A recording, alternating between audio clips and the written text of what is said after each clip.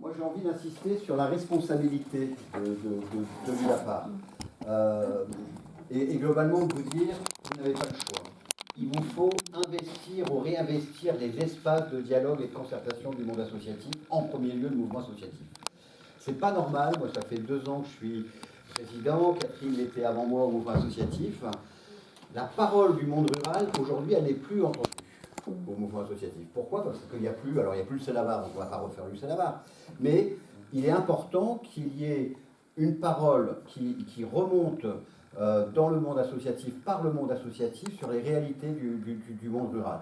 Alors moi j'ai des souvenirs professionnels à l'UBAPAR, de débats sans fin sur les particularités ou non du monde rural, de la jeunesse en milieu rural, ce n'est pas le sujet. En tout cas, aujourd'hui, d'une manière très très accrue, il y a des territoires qui sont un peu oubliés de la République, pour dire ce qui est dit, et je trouve qu'il est nécessaire que ces territoires-là se réunissent.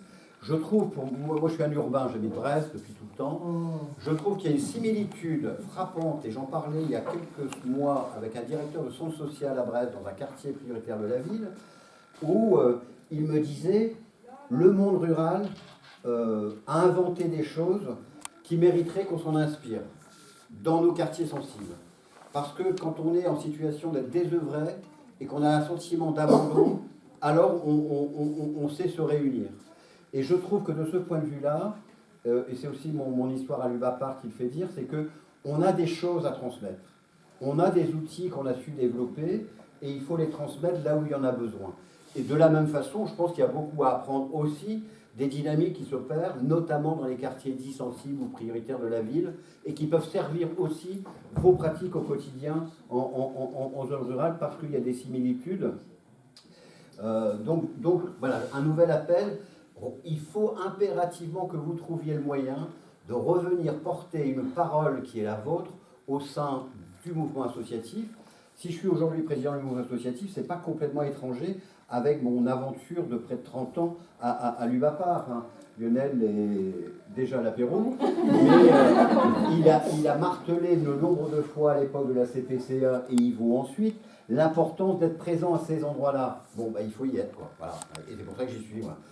Maintenant, retraité, c'est plus facile, quand on est professionnel. Mais c'est pour ça que j'y suis. Donc, venez.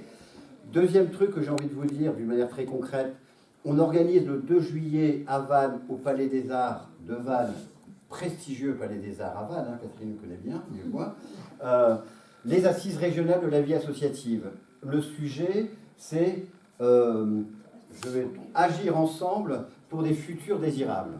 Je vais oublier agir ensemble, c'est-à-dire tout ce qu'on a dit ce matin, ce que vous avez dit ce matin. Vous êtes au cœur de cette problématique-là. Alors vous n'êtes pas les seuls, mais vous êtes vous aussi au cœur de cette problématique-là. Donc on a besoin de vous aussi le 2 juillet. Prenez vos agendas, notez toute la journée. C'est aussi important que les 40 ans de l'UBAPAR. Il faut être à Vannes. Il faut être à Vannes pour plusieurs raisons. Plusieurs raisons, c'est qu'il faut faire peser le monde associatif dans ce pays, quoi. On l'a vu, on nous le dit, on vit une situation politique paradoxale depuis le Covid. Depuis le Covid, on entend des responsables politiques régulièrement dire et reconnaître que sans le monde associatif, on ne serait pas sorti pareil de cette crise du Covid. Ça a aussi été dit ce matin. Et c'est vrai, par ailleurs, moi je suis un peu militant bénévole au Secours Populaire. J'ai intégré le Secours Populaire comme bénévole au moment du Covid. Les gens auraient crevé de faim sans le Secours Populaire et sans le Resto du Cœur. Les jeunes en milieu rural, et ça a été dit ce matin, mais aussi en zone urbaine, sont encore traumatisés et vivent encore des phénomènes post-traumatiques. Moi j'ai une ado à la maison, je peux vous dire qu'elle n'en est pas sortie encore du Covid. C'est le monde associatif qui a su faire. Et je l'ai dit souvent à des élus locaux, dès le premier confinement en mars, le monde associatif s'est mobilisé sur les réseaux, sur l'Internet, et vous aussi, pour maintenir du lien social qui était complètement explosé parce qu'il nous fallait un laisser-passer pour pouvoir sortir son chien dans la rue, quoi. Voilà ce qu'on a vécu il y a 4 ans. C'est le monde associatif qui a tenu ce pays. Et ça, c'est dit et redit, y compris par les pouvoirs publics, y compris au plus haut sommet de l'État. Globalement, moi j'ai le souvenir d'une campagne aussi à l'UBAPAR et des foyers ruraux que seraient nos territoires sans les associations? Oui, que seraient nos territoires et ce pays sans les associations? Rien. C'est nous qui tenons ce pays. Il faut se le dire. Et il faut qu'on sorte de l'hypermodestie dans laquelle on est et dont on parlait. C'est nous qui tenons ce pays. Socialement, c'est nous. Crise politique. les gens vont même plus voter. Les élus locaux se font taper sur la gueule parce que, voilà, bon, des violences. Crise démocratique, crise sociale, crise économique, crise écologique. Qu'est-ce qui tient le pays? Le monde associatif, parce que les citoyens se mobilisent et agissent malgré ça. La posture du mouvement associatif sur le fait associatif, c'est une liberté reconnue et protégée par la loi depuis 1901, mais qui existait bien avant, constitutionnalisée en 1971. Et donc, c'est d'abord une liberté des citoyens de se réunir et de s'associer. Ce n'est pas une autorisation qu'on demande à exister. On existe parce qu'on est citoyen et qu'on a le droit de le faire.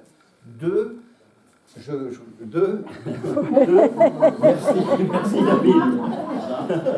Mais comme on a explosé depuis ce matin,